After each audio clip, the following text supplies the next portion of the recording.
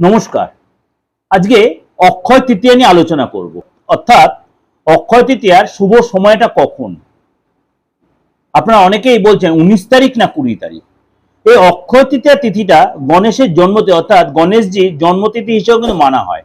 অর্থাৎ গণপতির পূজা এই দিন বিশেষ শুভ ফল দান করে। এই তিথিতে অবশ্যই লক্ষ্মী গণেশকে একসাথে আমরা পুজো করে থাকি এবং এই দিন বৈশাখ মাসের শুক্লপক্ষের তৃতীয়া তিথি শুভ অক্ষয় তৃতীয়া হিসেবে মনে হয়।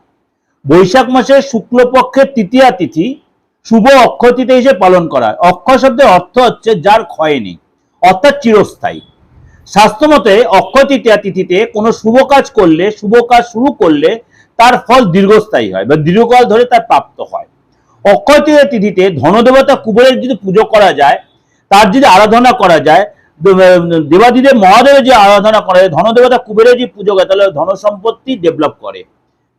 হিন্দু বিশ্বাস মতে অক্ষয় তৃতীয়া তিথি অনেকেই বলেন এই দিন অনেক নতুন কাজের সূচনা হয়েছিল, তার মধ্যে একটা হচ্ছে মহাভারত।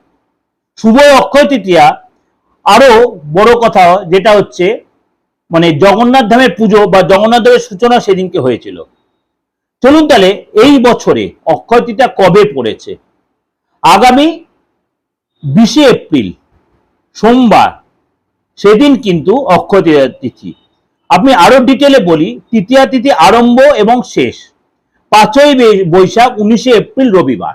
ভালো করে শুনবেন, তৃতীয়া তিথি আরম্ভ হচ্ছে 5ই বৈশাখ 19 এপ্রিল রবিবার সকাল 10:51। সকাল 10:51 তৃতীয়া তিথি শুরু হচ্ছে, অক্ষয় তৃতীয়া তিথি শুরু হচ্ছে। শেষ হচ্ছে কখন? 6ই বৈশাখ 20 এপ্রিল সোমবার। রবিবার শুরু হচ্ছে, সোমবার শেষ হচ্ছে। সকাল 7:28 অক্ষয় তৃতীয়া তিথি শেষ হচ্ছে। তো অক্ষয় তৃতীয়া এই সময় কিন্তু অমৃত যোগ কখন? ভোর 6:57 থেকে 7 পর্যন্ত এবং সকাল 10:19 থেকে 12:51 মধ্যে। 6:57 মধ্যে অক্ষয় তৃতীয়া সবচেয়ে ভালো অমৃত যোগ। এরপর 10:19 থেকে 12:51 মধ্যে এবং সন্ধে 6:40 থেকে 8:56 মধ্যে। সন্ধে 6:40 থেকে 8:56 মধ্যে।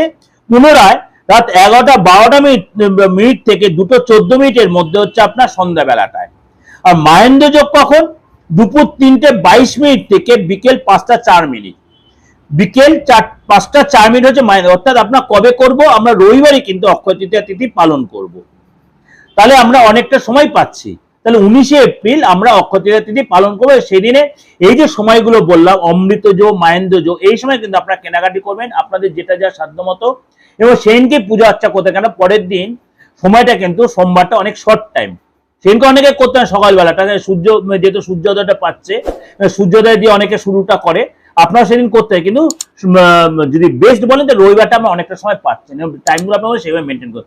ভালো থাকবেন এবং অক্ষয় তৃতীয়া পুজো করুন। প্রত্যেকে লক্ষ্মী গণেশের পুজো করুন, লক্ষ্মী গণেশের আরাধনা করুন এবং অবশ্যই গণেশজিকে অবশ্যই দুর্বা দেবেন এবং আপনি তুলসী পাতা কাউকেই দেবেন না, মোদক দেবেন, লাড্ডু দেবেন এবং হলুদ ফুলের মালা দেবেন ভাই বোন দুজনকে, অর্থাৎ লক্ষ্মী গণেশ দুজনকে হলুদ ফুলের মালা দেবেন।